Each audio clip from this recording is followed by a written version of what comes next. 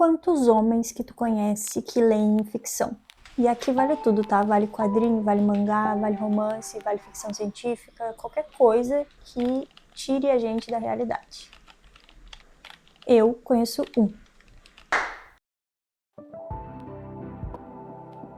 Ah, mas o que adianta ler tanto se ela só fica lendo coisa bobinha, história de mulherzinha?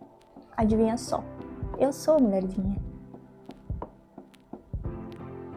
Há um tempo atrás, eu tava com uma amiga em Buenos Aires e eu não imaginava encontrar tantas bibliotecas e livrarias. Foi aí que eu descobri que a Argentina é o país com maior número de pessoas leitoras da América Latina.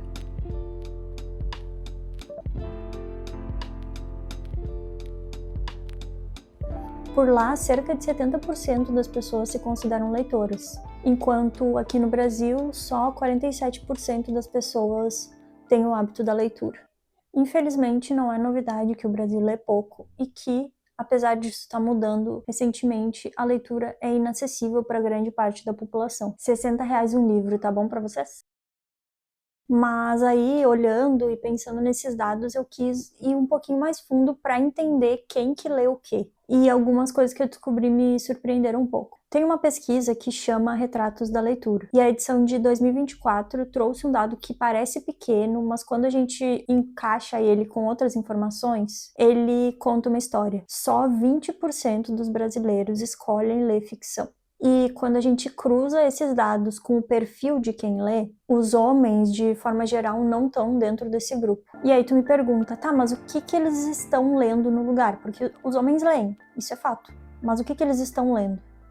Desenvolvimento pessoal, autoajuda, basicamente livros que entregam uma fórmula, que prometem resultado, que te dizem exatamente o que e como fazer. E olha, eu entendo essa lógica, porque no capitalismo o tempo precisa render. Qualquer coisa que dê prazer sem um retorno imediato parece uma grande perda de tempo. E olha que isso não é de hoje não, viu? Lá no século XIX, a leitura de ficção já era considerada coisa de mulher. Isso porque as mulheres de classe alta elas podiam se dar o luxo de ler romances. Afinal, elas eram frívolas, certo? Já os homens, eles precisavam ser úteis, eles tinham que ler para aprender, ler para produzir. E parece que isso foi internalizado de uma forma tão profunda que a gente vê resquícios disso até hoje, no século XXI. Por que será que um homem adulto hoje ainda sente que precisa justificar que tá lendo um romance? A gente sabe que a masculinidade tá em crise, pelo menos a versão boa da masculinidade. E isso não é nenhuma novidade. E a gente vê isso nos dados de saúde mental, na dificuldade que os homens têm de pedir ajuda, de nomear sentimentos, de se conectar emocionalmente com outra pessoa. E os homens entre 18 e 34 anos são os que mais sofrem com essa necessidade de performar uma masculinidade tóxica, vamos dizer assim. É aquela necessidade de demonstrar força, virilidade, uma completa ausência de vulnerabilidade. Ler ficção acaba que exige exatamente o que se pede para que um homem não faça. Sentir, se apegar a um personagem, chorar por uma história que não é sua,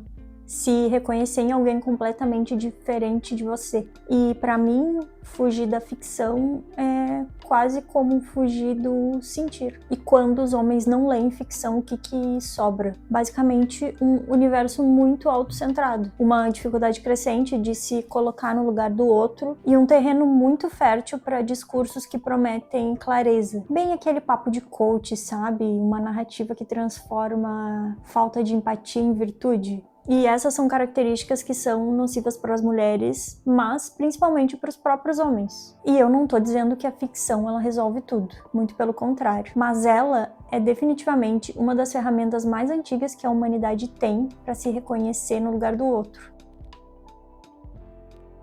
E desde sempre é através das histórias que a gente aprende o que é ser humano. O Matheus, por exemplo, que é meu companheiro, ele não lia muito. Mas a gente conseguiu colocar esse hábito na nossa rotina, principalmente antes de dormir. E esses dias a gente estava conversando e ele ficou uns 40 minutos me contando sobre o livro que ele estava lendo. 40 minutos.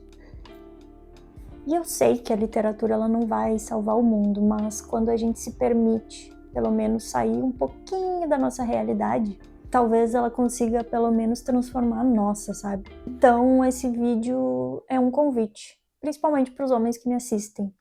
Vamos ler ficção?